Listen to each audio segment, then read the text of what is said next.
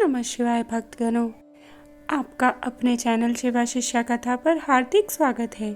आइए इस वीडियो में जान लेते हैं कि संतान सप्तमी कब है, क्यों करते हैं यह व्रत और इसकी सही तिथि क्या है, पूजा विधि व कथा हम सब इसी वीडियो में जान लेंगे। तो आइए शुरू करते हैं।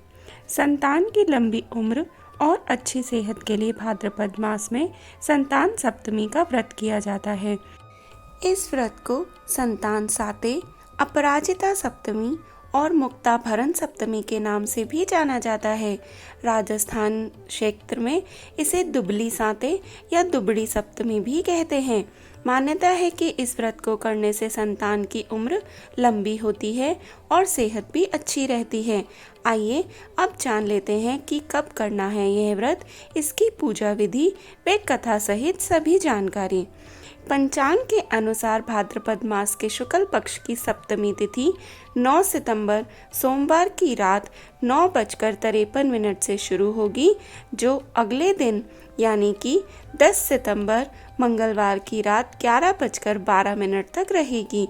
क्योंकि सप्तमी तिथि का सूर्योदय 10 सितंबर को होगा, इसीलिए 10 सितंबर मंगलवार को ही संतान सप्तमी का व्रत किया जाएगा। संतान सप्तमी के पूजन का मुहूर्त।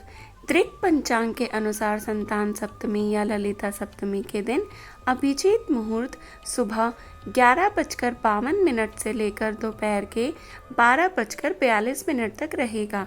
आइए अब जान लेते हैं संतान सप्तमी व्रत की पूजा विधि। संतान सप्तमी की सुबह जल्दी उठकर स्नान आदि कर लें। इसके बाद हाथ में जल चावल लेकर व्रत पूजा का संकल्प लें।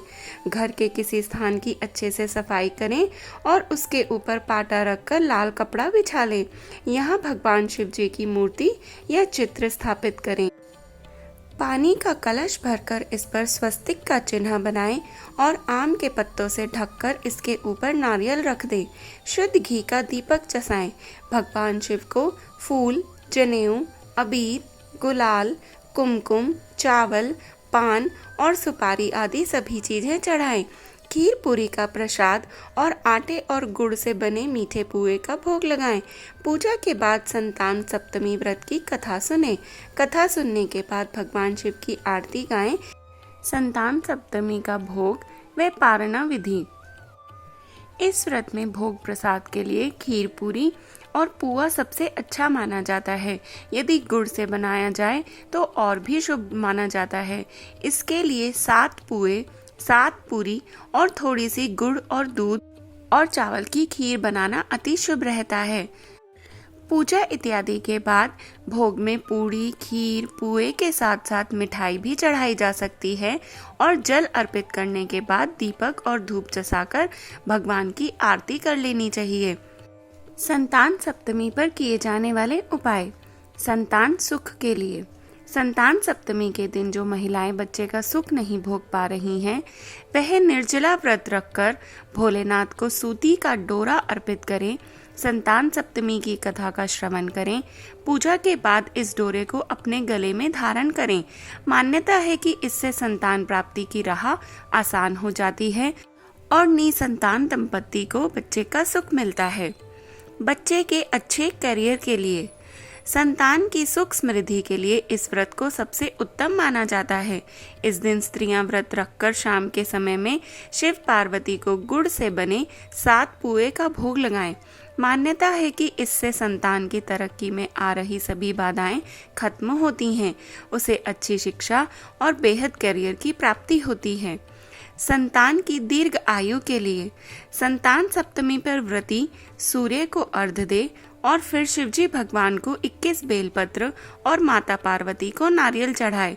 मान्यता है कि इस दिन का व्रत करने से संतान की प्राप्ति तो होती ही है, संतान दीर्घायु भी होती है और उसके सभी दुखों का नाश भी होता है।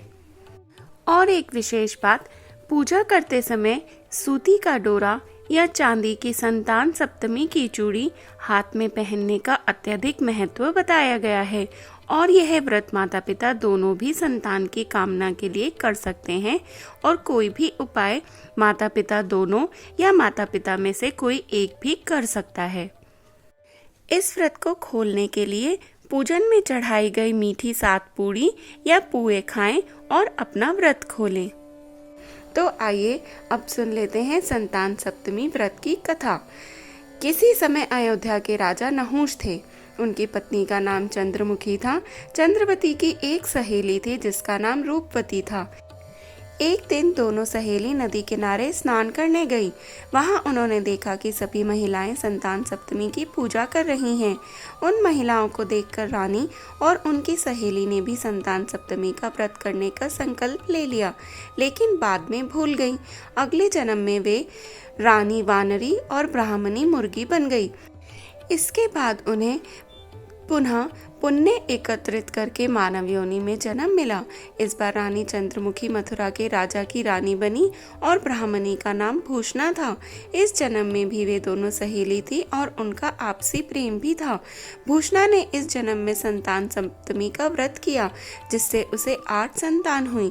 रानी को इस जन्म में संतान साते का व्रत नहीं किया, जिसके कारण उसे कोई भी संतान नहीं हुई। भूषणा को पूर्ण जन्म की सभी बातें याद थी।